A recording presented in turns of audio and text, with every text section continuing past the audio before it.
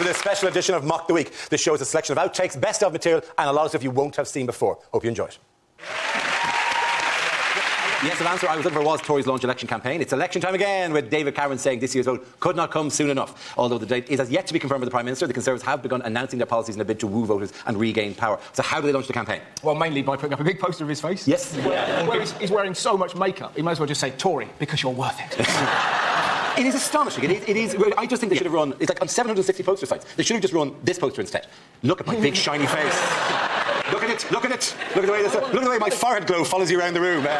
He looks like a cross between David Dickinson and Pingu. A cross that we've all been waiting a long time to see. That penguin vote. No one's gone after that before. if you did all of this things by waddling around. If they ever did that, they would close down CBeebies, wouldn't they? What are you doing, Dickinson? Leave him alone. Take it, you little bastard. Take it. I can't waddle away quick enough. How much do you have to love yourself, you know, to launch your campaign with no policies and just a big picture of your own face? You know, we kind of now know what both leaders are going to say to us. Gordon Brown's going to say, don't trust the Tories, they'll put up taxes. And basically, David Cameron saying, don't you wish your girlfriend was...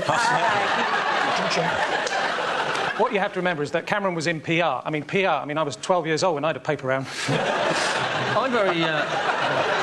It's a poster. He's trying to sell it on the NHS, isn't he? That's the image he's got. It's all about the NHS. And now I'm slightly worried that Gordon Brown is going to have a poster about health as well, with a big picture of Gordon Brown, and then next to it, catch it, kill it, bin it. I not only have issues with the big shiny face, I also have problems with the slogan. Yeah. You know, because every time I see that, we can't go on like this. In my brain, the bit goes, with suspicious mind. See what he also said, didn't he? He said there are some parts of Britain where actually you're more likely to see your dad drunk than doing a day's work. I wonder where that is then. Is it the House of Commons? By any chance? My dad doesn't drink, but generally there are parts of Britain in which one is more likely to see your father drunk than at work. A pub, for example. What are you doing here? Well, I don't work here. What the hell are you doing here? Yeah. When I was little, right, my dad used to enjoy a drink. He won't mind me telling the nation. I used to enjoy a drink. No, but listen, man, it's really weird. So I remember once I was asleep and I heard, Greetings, Russell. I was terrified. And it took me 2 weeks to figure out that he'd put a walkie-talkie underneath my bed. And every time he was getting him pissed, he's like, oh, yeah, that was scary. So it is good when Dad's drinking. There was another bit in the middle of getting drunk where he'd sober up and realised that this was a horrendous thing to do to a child. It's not horrendous, it's hilarious. I found it. Did I confront him? Put it under my brother's bed. We had friends who had a baby monitor. They were staying in a hotel, a baby monitor with a baby next door, and you could talk through your side of the monitor and talk to your child in the next room, right? So when they heard the child crying, and they went, no, it's all right, you can go to sleep, it's OK, we're only next door, it's all fine. And then they heard the small child replying and go, OK, good night, wall.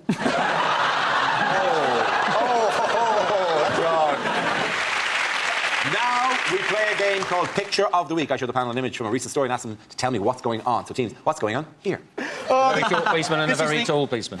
This is the controversial new Bring Your Child to Work. That's harsh. That's hard. Is this from Heat magazine, the story that Deck has got a part in the bill without telling Ant? I reckon he's saying you couldn't buy me some fags, could you?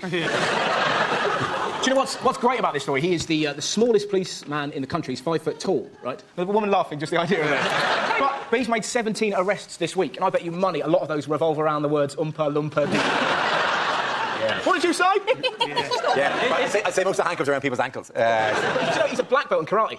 Yeah, I retract everything I've just said about the man. What's bizarre about it, right? He can arrest a man, but he can't go on some ride to Alton Towers. So if you're ever running away from him, just go on a ride he can't get on it. He's actually not that small, right? It's 5 foot, that's pretty small. It's very small, but he's not like, you know, tiny. If you think he's saying to the other one, I hope nobody's photographing this, I look ridiculous. Yeah. Do you know what his nickname is? His nickname is? Piglet. No. No, not Piglet. There's no way this is going to be treated sensitively here, was there? There's no way it's going to be. Good for him. Good for him. And getting a job that would have previously been shut down to him. No. His nickname, Inspector Gadget? No. Nickname is Laptop. People say he isn't really useful, but he can be very useful because you think about it, they can dress him up as a kid and catch Peter. Just put him near some swings, and he's a black belt. When the nonce arrives, kabang! The one on the left's wearing an overcoat, and the one on the right isn't. And it just goes to prove, once again, that when it comes to performance, a Mac is head and shoulders over a PC. In other news, who has gobbled up Cadbury this week? Kraft, yeah. Yes, indeed. Kraft, whose only contribution to human progress so far is the invention of cheese that can also be used as a bookmark. The guy who invented Kraft, I think it was like John Kraft or something, his original job, where the company built itself, he was a door-to-door cheese salesman. Well, actually... If someone from another era, would you ever trust, ding dong, would you like some cheese? No. The man walking door-to-door. I can beat that. My mate, when he was younger, used to be a door-to-door karate salesman. Can he do karate? No, he can't. That question there could have been answered so many... You could have asked that question any week. Who gobbled up Cadbury's this week? Obviously, this week it's Kraft. Most weeks it would be sad, lonely women at that sort of... I'll tell you what, though... I'm not lonely. And also... There is something... I'm genuinely worried about dairy milk, though, because I don't know why it's my one source of milk. If it wasn't for dairy milk, your bones would be nothing, you know? On the news, they just kept saying that Cadbury's had been taken over by an American food giant. I was thinking, you're going to have to be more specific, because about half the population of America could technically be described as American food giant. I'm sure you could say that the Jolly Green Giant. He's one of yours, isn't he? He's British. You could say that. He could defend... He's British. He's fictional, Dara. Oh, well, that's fictional British. So he's green. What would make you think he wasn't one of yours? Would anyone worry about British institutions becoming foreign when the royal family have been German since 1700?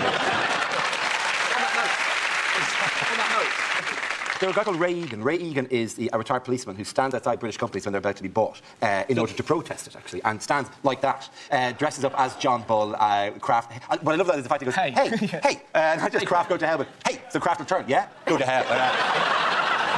There was this big thing with all the phone debates when people were phone up complaining, and it was beautiful moments of radio. I don't know if anyone heard it, but there was a woman on the phone saying, it's terrible what they've done, it's terrible that we're allowing them to sell a British institution like Cadbury's. And the radio presenter, it was Jeremy Vine, he actually said, well, are you going to join the calls for a boycott of Cadbury's chocolate? She went, oh, I won't go that far.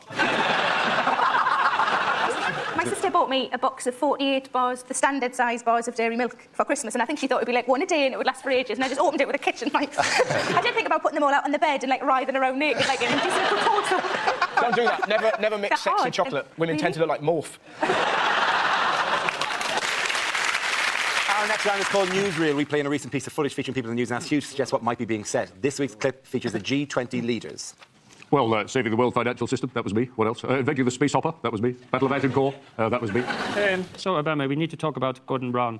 Yes, I know. He's claiming credit for everything. It's a problem. He needs to be stopped. Yes, well, I will have a word with our friends, the Russians, see if they can use their methods. Yeah, well, that's okay, but when it happens, my country can't be implicated in any way. There must be no mess, and we don't know what happened, okay? Oh, my piles. Hey, Dimitri, we're just talking about you. Yes, I know. I have you bugged. It's about Gordon Brown. Yes, the Gordon Brown problem. Well, leave it with me. I'll talk to Putin. So, it needs to look like an accident, yes? Oh, time for my Viagra. Your chair's over there! No chair's over there! No moving, shut up! Oh, Nico! I'll be with you in a minute. I'm just looking through the Hollyoaks calendar 2010. Look at the bets on that. Could you do Berlusconi in a 2-for-1 deal? Well, let's have a look round. Look, there's Gordon Brown. He's taking credit for the moon landings. It's unbelievable. Hey, wait a minute. Where's my speech? Someone has stolen my speech. Where's my speech? We have done what you asked, Master. We have stolen Chinese delegate speech. That's it. Look up. Look round. Look presidential. Where's the Viagra's working? Oh, no. Hang on. That is the microphone. Oh, God, this speech is so boring. Where's my speechwriter? Where's my speechwriter? Is Michael McIntyre about? So, Gordon, will you lend me a speech? If you don't, I'm going to look like a fucking dick. So, with Tendulkar moving on to 51, India 130 after 3. Well done, Jared. OK.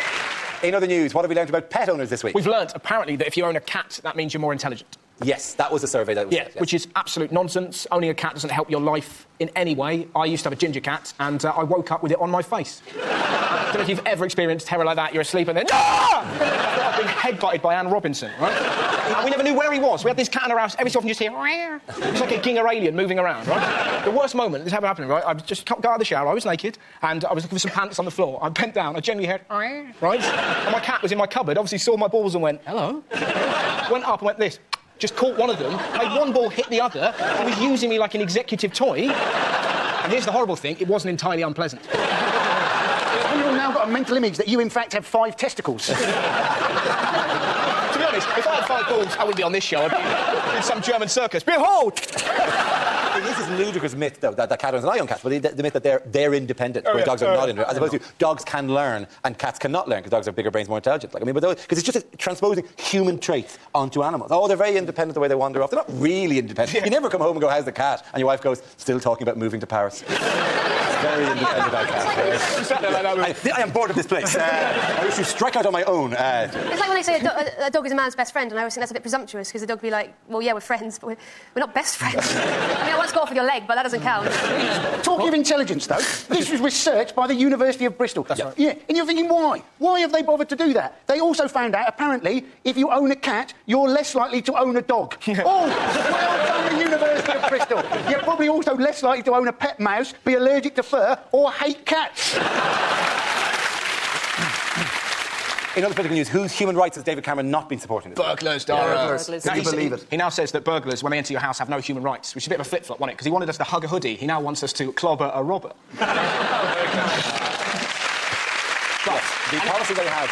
And it's hilarious, isn't it? Like, what I love about whenever there's any story about, like, sort of robbers coming into your house, how macho blokes go, I tell you what, they come into my house, I'll knock him out. I'll say this now, if any burglars arrive at mine, take the lot. I'll be under my bed weeping, that's what I think you shouldn't be allowed, fight a burglar in your house, but you should definitely be allowed to do some weird sexual stuff to them. I will turn you out, burglar.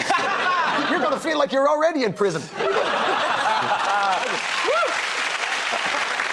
Why, by the way, is Mylene Class involved in all this? Because she was... there were people in her garden. There were intruders in her garden.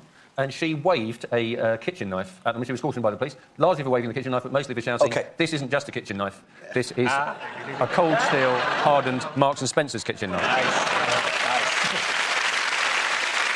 It should be pointed out. Like, I mean, those are how the story is reported. But the police don't, have no record of ever giving out to her for the term is brandishing a kitchen knife. You think, like, it wasn't if, like, when she saw them, she went all ninja on their ass and started, like, daubing blood on their face at the window, slamming the glass against the patio, and then she turned off the lights. Somebody's waving. Wouldn't that be creepy if you were in Mylene Class's house and she cut her own phone line? Suddenly, she flicks a switch and suddenly the walls are all in ultraviolet. You're in Mylene's house now. You're in Mylene's house now. And you're not leaving. And then you hear the piano. The piano. Really at the higher end of the piano. If you see someone waving a knife out of a kitchen window, generally that means, would you like some cake? It does where you live, man. Good timing, by the way. We're just serving up there. Well, cake, it's lovely. It's a chocolate sponge. To be honest, Hugh, you didn't grow up in certain areas of Bristol. That doesn't mean that at all. Oi, mate, we dancing? Chocolate sponge. Just come out of the Arga. Lovely. Where did you grow up? In a Just William book. Who's recently come out of hiding? Tiger Woods. Yes, indeed. I'm not convinced of this whole idea of sex addiction clinics. All these sex addicts going around other people who are also sex addicts. It'd be like going to Overeaters Anonymous and finding that everybody else in the class is in fact a cake. I've got to be honest with you, it's unfair everyone's having a go at him. He's called Tiger. If you're called Tiger and you're not doing a bit of shagging, there's something wrong. But apparently in the clinic, he's getting preferential treatment, isn't he? And all the other inmates, whatever they're called... I'm not sure how strict it is, to be honest. They're getting really annoyed at him, and it's just really upsetting for them because they can't even, like, have a wank to calm down. That's not why you have a wank, by the way. I'm going to have to live it down. That programme has offended me. I should either write a letter to the BBC or crack one off. I don't know which. What are the economic implications, by the way? He's lost some sponsorship. Accenture, they've said that they're not going to sponsor him anymore. He's lost Gillette as well, hasn't he? Because apparently razors aren't the best a man can get anymore. It's a hot tub full of slag. What other nominees for our image of the week? What's going on here? That is the face of Jesus on the naan bread. Yes, or possibly a posing pouch for an evangelical Christian. It is a weird Christian thing and a weird Catholic thing to see images of Christ or the Virgin Mary. I mean, for this one, for example, what's that in? That's Jesus in someone's back. It looks like someone's been bruised. It is a it's Jesus in a bruise. Is it really? Someone got bruised. That looks more like Albert Einstein. Yeah. It does. That's a good call, man. Young Einstein, darker hair, in a bruise. Yeah. Maybe Jesus appeared at the curry, right? Because, they'd ordered some bread and then 4 lagers, and he was thinking, no, should have a glass of red wine to go with the bread. I better appear and tell them. I mean, some joke like that.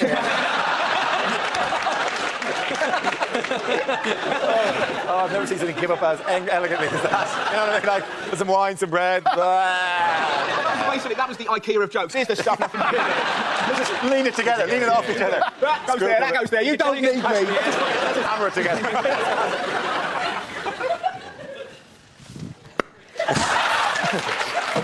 I'm going to pretend... other guns for some reason. I'm just tooled up this week with foam weaponry. This is my own recreation of the Dam Busters. Was ist das? Oh, der Wasser! And now a special... Sorry, that woman's laugh is amazing. Sorry.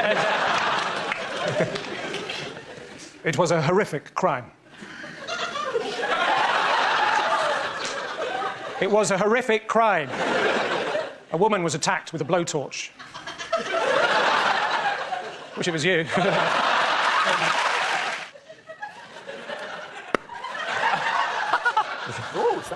That's the highest a British rocket has ever gone. I'll ask. These are other questions to the ones I've already had to correct. No, you're already doing the thing, which is the reason I've had to do it again. We're going to break you, Dara. I broke about an hour and a half ago. I am floating above this, having an out-of-body experience. Listen, I no more give a shit. My bladder is blocked up the fucking wazoo. Right? Our first topic, please. Kevin, you're not in position. I need some technical assistance as well. Can I just clap this back on? That runs his arse. Sit down, please. He can't sit down if his arse isn't working, can he? He'll fall through the chair. That's on the belt, that's why it's difficult. That's all right. Oh, that's good. Cheers, mate. That's going to be in the outtakes, just you getting fingered by a man. By a competition winner. Really very emotional when Barack Obama got in, because I genuinely never thought I'd be able to say in my lifetime that the President of the United States is fit. You know, Well, you back Clinton? Come on. Yeah, I would, but I mean, there's money involved, of course. What a weird moment on TV, me pimping out Bill Clinton. Bill Clinton's like, hey, where? Yeah, if you like it, then you should have... Oh! Yeah. Who wants to come in with that? Jack. Hey. That was a bit... Can I do it without the hay? It was really weird. It was like a half hay, and I could have minced on as well. Can I just try a little bit more manly? Okay, fine. Yeah, that's also not impressive. Really, you're... Just let me get in the zone. Yeah. Can you get into the zone? You get that butch vibe you've been rocking for a while now. Because I know a lot of women are going, that is a man who could father some kids for me right now. One last attempt because I'm running out of Go on. Please, man. Slow, yes, let's do it properly. Here we go. Oh, fine. Okay, Grant. Yeah, okay, sorry. You need to move faster, Milton. And then you walk there. I give you the points. You walk back briskly at a good pace. Everyone's home. Nobody gets hurt. That'd be good. Iraq, Afghanistan, Zimbabwe. That was a badly planned cycling holiday.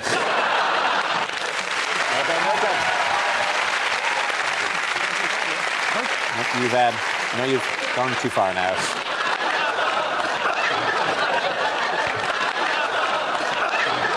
Okay, here we go. The first subject tonight is unlikely things to hear at an awards ceremony. Our next award is for most inaccurate weather forecast of the year. Let's look at the 9,000 nominees. Welcome to the Islamic Awards for Acting, or as we call them, the Moscas. Oh, gosh, so many people to thank. Where to begin? Obvious one, I suppose, Hitler. What? And the award for Best Envelope Glue goes to...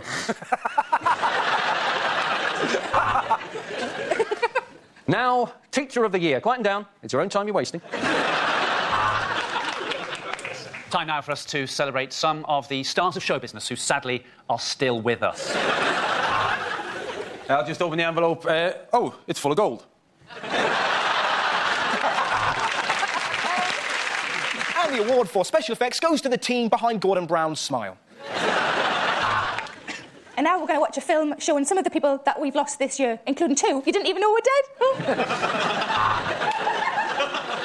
I'd bang that, wouldn't bang that, I'd bang that. Anyway, the award for Best Actress goes to... Welcome to the Accident at Work Awards.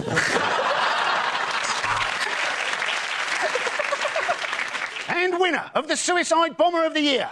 I'm afraid they couldn't be with us tonight. And the winner of the Best Scientist in Physics is... There's no ramp, Stephen Hawkins, it's not you. Okay, the next topic is unlikely lines to hear in a Hollywood blockbuster. Nemo, where the fuck have you been? Look, Mr. Bond, do you want to hire the Ford Focus or not?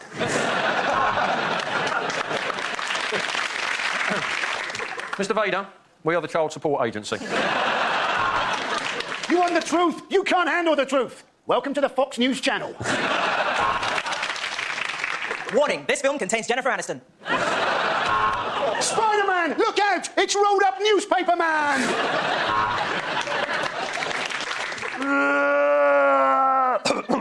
Oh, excuse me. Sorry, where do you want to go, Hans?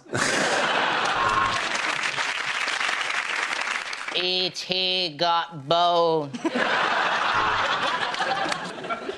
I've worked out what to do with Goldfinger. What we do is we put him in a big envelope, marked cash my gold. What do you think of my Fathers for Justice costume, Robin? Cracking heroin, Gromit. Look, I'm just an ex-Prime Minister standing before an Iraq inquiry, asking them to love him. Oi! Oi! Oi! Hermione! Cocos Ingorgio!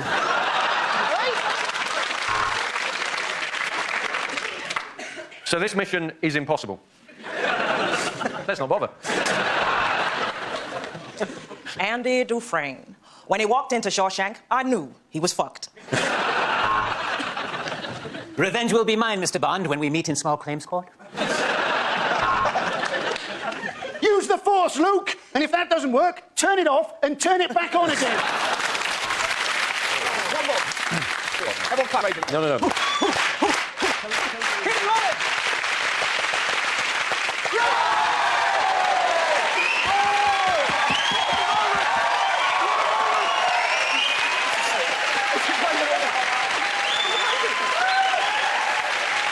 Who needs satire?